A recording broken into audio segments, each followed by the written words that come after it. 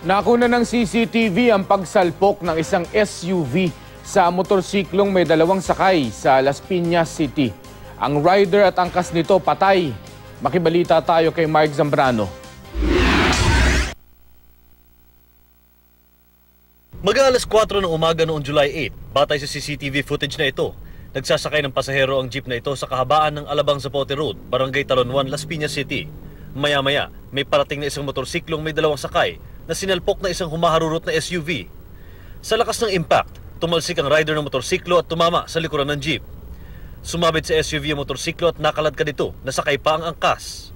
Sa spot report ng Las Piñas Police, binawian ng buhay sa Perpetual Health Hospital ang rider na si Jonathan Domingo at angkas na si Marlene San Juan. Baka sa pinsala sa harap at kanang bahagi ng SUV ang lakas ng pagkakabangga. Agad na sumuko ang driver ng SUV na si Aisel Joy Gabriel at na-impound ang sasakyan. Nangako si Gabriel na sasagutin ang lahat ng gastos sa ospital at libing, kapalit ng hindi na pagsasampa ng kaso ng kaanak ng mga biktima. Mark Zambrano, GMA News.